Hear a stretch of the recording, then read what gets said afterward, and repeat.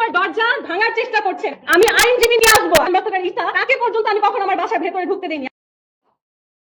আসসালামু আলাইকুম বন্ধুরা, ভাইরাল চ্যানেলে আপনাদেরকে স্বাগতম। আজকে আপনারা যারা স্ক্রিনে ছবিটি দেখছেন, তাকে কি আপনারা চেনেন?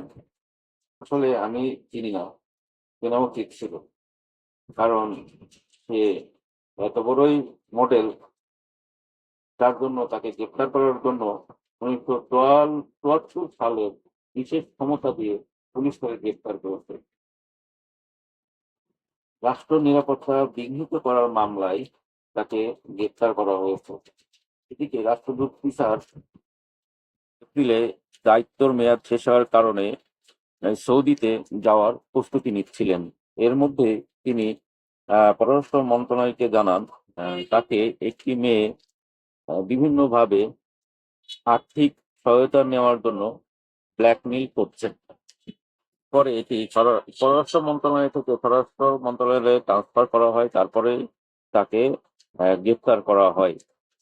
গ্রেপ্তারের পরে তার বাবা বদরুল আলম জানান, রাষ্ট্রদূত তিশার সাথে গত বছর আগস্টে তার পরিচয় হয়। পরিচয় হওয়ার পরে বন্ধুত্ব। তারপরে মেঘলা তার পরিবারকে জানায় যে রাষ্ট্রদূত ঈসার সাথে তার বাগদান হবে। বাগদানে প্রস্তুতি চলছিল। বাগদান শেষে মেঘলা জানতে পারে রাষ্ট্রদূত ঈসার পরিবার আছে। তখন থেকে তাদের সাথে দূরত্ব সৃষ্টি হয় এবং রাষ্ট্রদূত ঈসা তার সাথে যোগাযোগ কমিয়ে দেয়। তার বাবা আরো জানায় তার ইচ্ছা ছিল যে রাষ্ট্রদূতের তার কাছে যেন লজ্জিত হয়, কিন্তু সেটা হয় না।